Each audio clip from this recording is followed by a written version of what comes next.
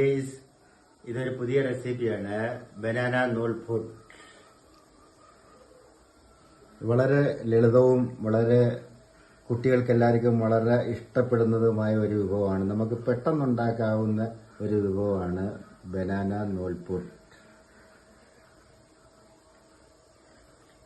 ഇതിന്റെ മാവ് എങ്ങനെ നമുക്ക് തയ്യാറാക്കാം? ഇതിന്റെ മാവെന്ന് പറയുന്നത് നമ്മൾ ഏത്തയ്ക്ക പുഴുങ്ങി നമ്മൾ മിക്സിയിലിട്ട് അടിച്ച് അതിനകത്ത് അരിപ്പൊടിയും കൂടെ ചേർത്ത് നമ്മൾ ഇല വേണമെന്നില്ല, ഇല അവരവരുടെ ഇഷ്ടം അനുസരിച്ച് ഇല വാഴയിലക്കകത്ത് നമ്മൾ സാധാരണ ഇടിയപ്പം ഉണ്ടാക്കുന്ന പോലെ ഇടിയപ്പത്തിൻ്റെ നാഴികക്കകത്ത് പ്രസ് ചെയ്ത് തേങ്ങ ആവശ്യത്തിനിട്ട്, പിന്നെ ഇത് ഒരു തുള്ളി വെള്ളം ചേർക്കാൻ പാടില്ല, ഒരു ശകലം പോലെ ഇതിനകത്ത് വെള്ളം ചേർക്കാൻ പാടില്ല. ഏത്തയ്ക്ക അരയ്ക്കുന്ന ആ കുഴമ്പിനകത്തിട്ട് വേണം ഇത് കുഴയ്ക്കാൻ.